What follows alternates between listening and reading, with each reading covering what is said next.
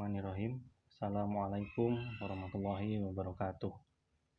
Alhamdulillahirabbil alamin. Assalatu wassalamu ala Rasulillah. Baik, kita akan melanjutkan materi setelah UTS kemarin. Alhamdulillah, UTS kita sudah menyelesaikan sampai bab 3. Kali ini kita sudah masuki bab yang keempat. Total dalam pelajaran yang akan kita tuntaskan pada satu semester atau pada 1 tahun pelajarannya adalah 8 bab.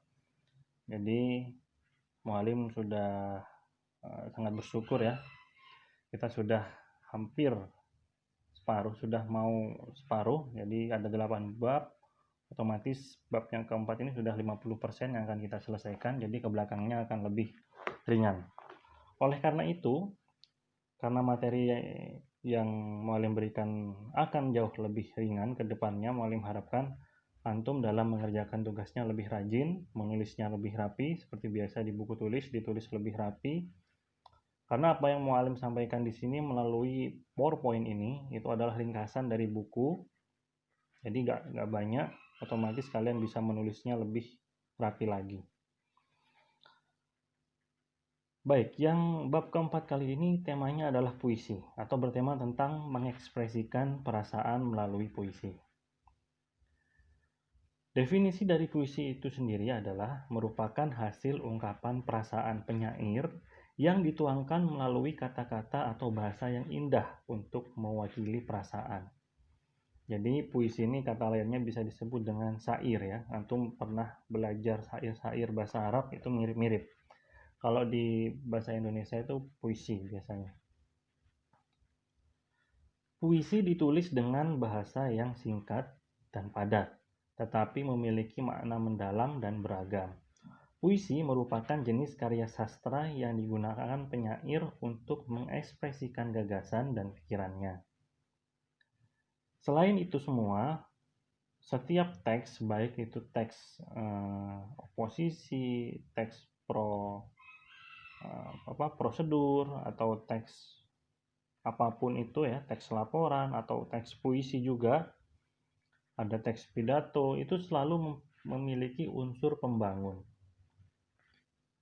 Dan unsur pembangun setiap teks itu biasanya berbeda-beda. Dan juga selain ada unsur pembangun, biasanya juga ada struktur. Jadi selalu ada unsur pembangun, yaitu yang dimaksud unsur pembangun adalah hal-hal yang membangun teks itu sendiri. Susunannya apa saja. Nah, struktur itu bagian-bagian yang terdapat di dalam teks itu. Selalu ada. Nah, kali ini kita akan bahas sampai unsur pembangun. Unsur pembangun di dalam teks puisi terbagi menjadi dua, yaitu struktur batin adalah unsur pembangun puisi yang bersifat tersirat atau terkandung dalam setiap kata, larik, dan bait puisi. Yang kedua adalah struktur lahir, hal yang terlihat dan tersurat dalam puisi, sehingga secara lahiriah dapat ditangkap oleh indera pembaca. Contohnya banyak ya, struktur batin atau struktur lahir. Semisal untuk struktur batin. Struktur batin itu bersifat tersirat atau terkandung ya di dalam setiap kata, larik, bait puisi. Jadi tidak bisa dibaca secara jelas menggunakan logika. Contoh semisal, hari ini hatiku terasa sangat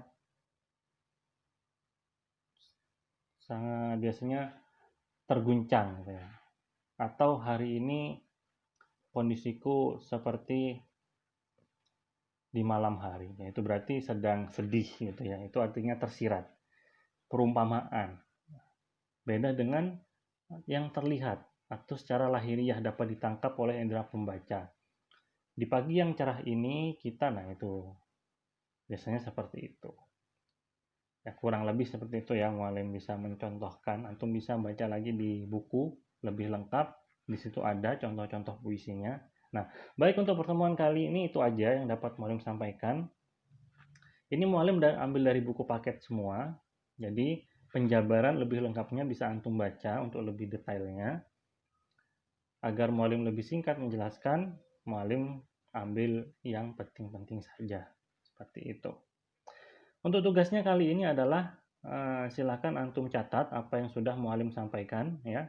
Ada 3 slide yang muallim sampaikan hari ini, yaitu definisi dari puisi, dan slide yang kedua adalah, nah ini penjabarannya, dan yang ketiga adalah unsur membangun puisi itu sendiri. Tugasnya dicatat di buku tulis, difoto, dan dikirimkan ke link Google Form ya, ke link Google Form. Jangan dikirim ke WA. Kenapa muallim selalu menolak ketika kalian mengirim ke WA?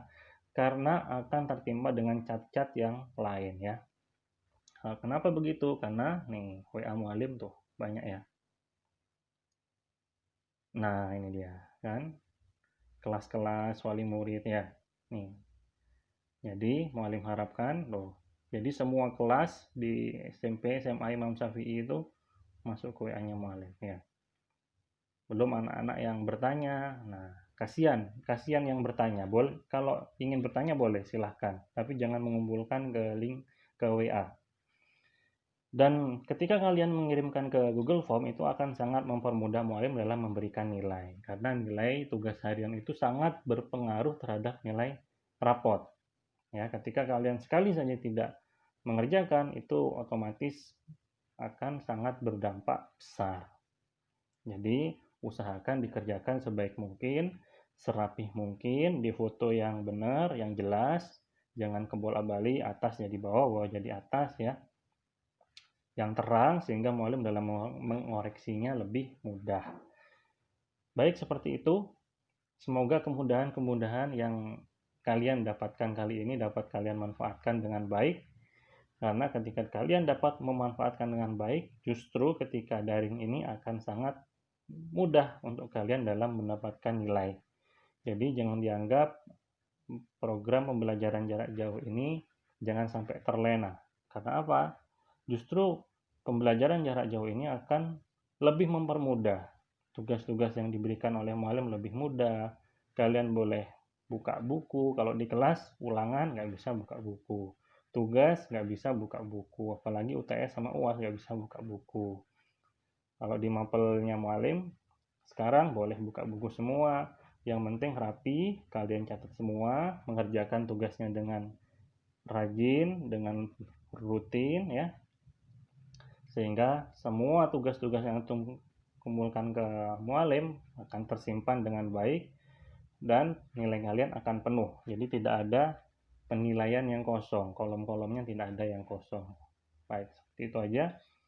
Barakallahu fikum, semoga kalian tetap semangat dalam belajar dan menuntut ilmu. Assalamualaikum warahmatullahi wabarakatuh.